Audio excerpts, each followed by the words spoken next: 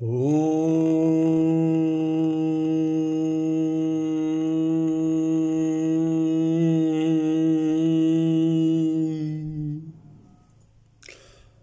प्रेमी सज्जनों, आयुर्वेद आयु का वेद है, आयु बढ़ाने का वेद है। आयुर्वेद है जिसमें आयु बढ़ाने का ज्ञान विज्ञान हो, वह आयुर्वेद कहलाता है। आयुर्वेद के अंदर रोगों को 3 भागों में बांटा गया है। पहले है साध्य रोग, फिर व्याप्य रोग और असाध्य रोग। यह 3 प्रकार के रोग होते हैं। साध्य रोग वह हैं जो उचित चिकित्सा औषधि के द्वारा, संयम के द्वारा ठीक किए जा सकते हैं, अर्थात जो ठीक हो जाते हैं, वे साध्य रोग कहलाते हैं। दूसरा व्याप्य रोग है जो औषधि और संयम से दब तो जाते हैं परंतु पूर्ण रूप से ठीक नहीं होते।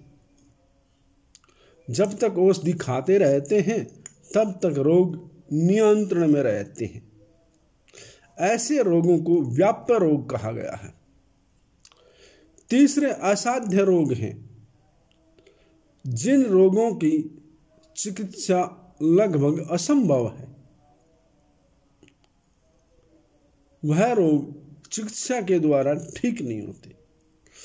कई बार उन रोगों में कुछ रोग पूर्व जन्म के भी होते हैं। पूर्व जन्म के भोग के कारण भी ऐसे रोग आते हैं। वो रोग स्वयं में ठीक हो जाते हैं। जब तक उनका भोग रहता है तब तक औषधि उन पर कोई काम नहीं करती। जब भोग कट जाता है तो वो रोग अपने आप ठीक हो जाते हैं। तो ये 3 प्रकार के रोग हैं। इन रोगों को हमें समझना चाहिए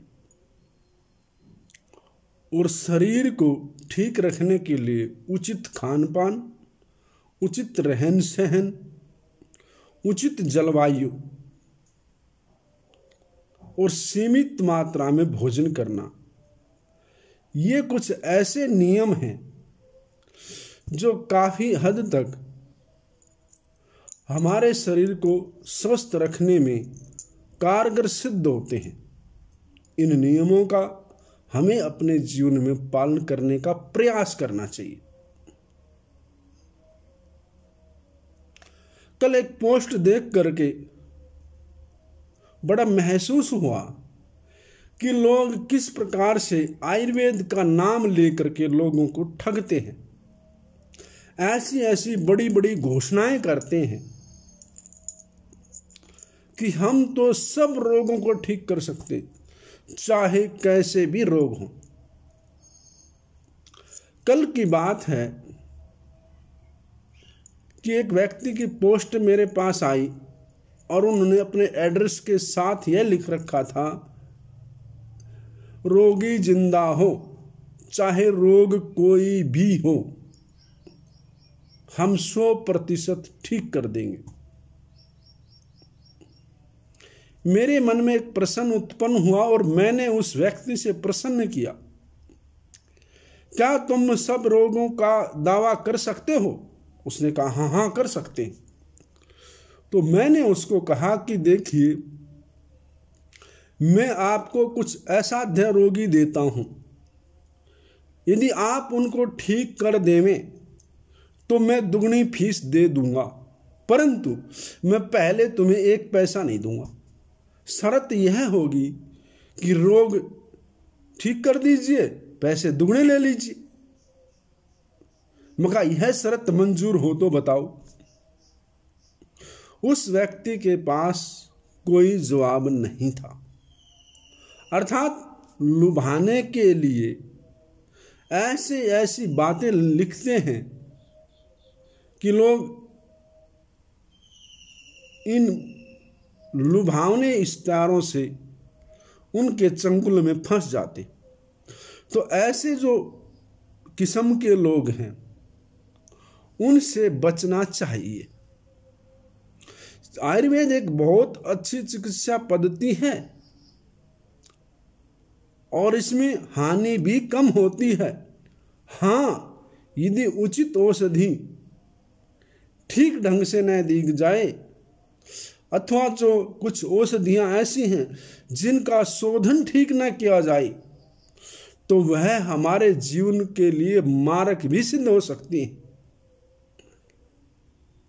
तो इसलिए चिकित्सा किसी योग्य वैद्य से ही करानी चाहिए, कुशल व्यक्ति से या किसी संपर्क के व्यक्ति से ही चिकित्सा लेनी चाहिए।